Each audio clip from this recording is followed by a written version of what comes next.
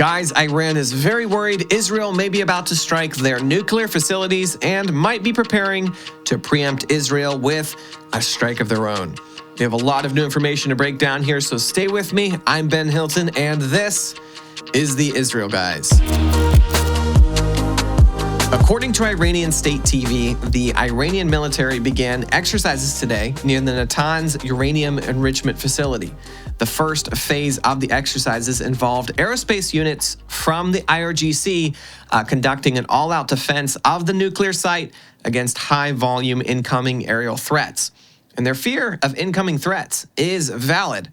Iran obtaining nuclear weapons is a red line for Israel. They have been very clear about this. And Israel is in a very good position to strike those nuclear weapons when the time is right, as we'll get into in a minute. First, though, Iran itself may be preparing to strike Israel again for the third time. This strike would have two purposes. The first purpose is to save face, since Iran promised to retaliate to Israel's strike in response to Iran's last attack on Israel and haven't done so yet. The second purpose could be to possibly weaken Israel's strike on their own soil. And that strike by Israel may be coming soon. First, if you want to do your part to share the truth about Israel, take a second to like this video and maybe drop a comment down below. It helps us in the algorithm and will allow this video to reach more people. Back in November, on election day actually, I made the prediction that if Iran was going to move forward with another attack on the state of Israel, they just might do so before Trump's inauguration in the States on January 20th. The reason for this is simple. Iran fears President Trump. Israeli Strategic Affairs Minister Ron Dermer met with Trump back in mid-November to talk about Iran. After the meeting, several sources close to Dermer leaked that Trump would either support an Israeli military strike against Iran's nuclear facilities or maybe even order a U.S. strike of his own.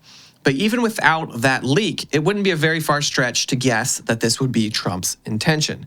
Also, in November, Trump told Time magazine in response to the question, "What is the chance of going to war with Iran during your next term?"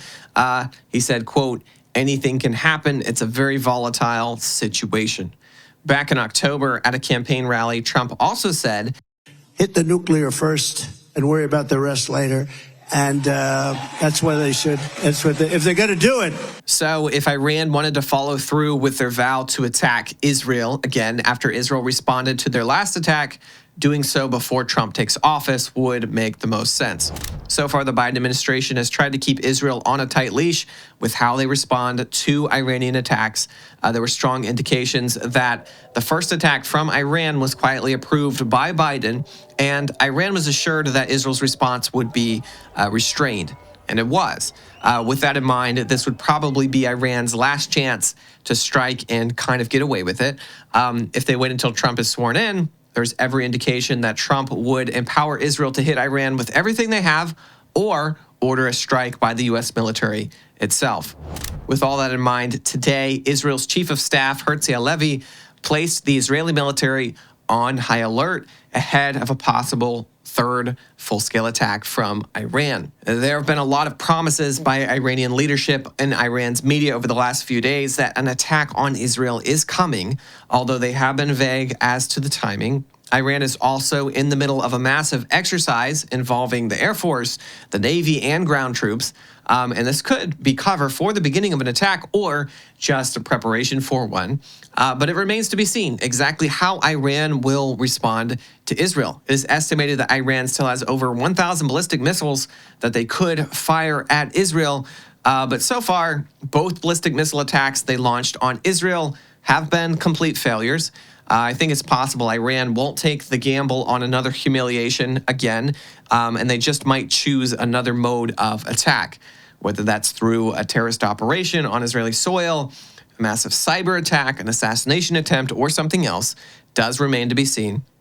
In a minute, I want to go into why Israel stands in a fantastic position to strike Iran's nuclear facilities in the coming days. But first, do you see this epic tumbler sitting on my desk? Well, you can turn this from an epic tumbler sitting on my desk to an epic tumbler sitting on your desk. This is our Biblical Heartland tumbler. It is not only a great thermal beverage vessel, but it is a perfect way to show your support for Judea and Samaria.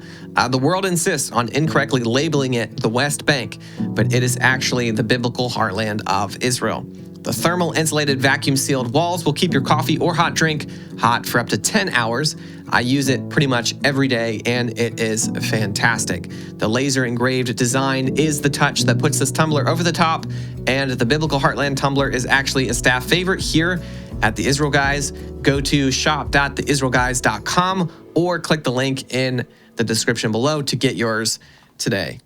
Historically, Israel's ability to strike Iran has been kind of limited. Iran is pretty far geographically from Israel and can only be accessed by flying through other Arab countries. The surest way for Israel to do this is to fly through Syria and Iraq to enter Iranian airspace. Syria had fairly advanced missile defense systems provided by Russia, and Iran had even better systems, also provided by Russia. The problem for Israel is that the American-made F-35s are the best plane in their arsenal to travel over Syria and Iraq and enter Iranian airspace without getting shot down to avoid radar detection. The problem is the F-35 is somewhat limited in range compared to the F-15 and F-16. Before now, flying refueling planes over Syria to extend the range of the F-35 has been challenging due to Syria's air defense systems.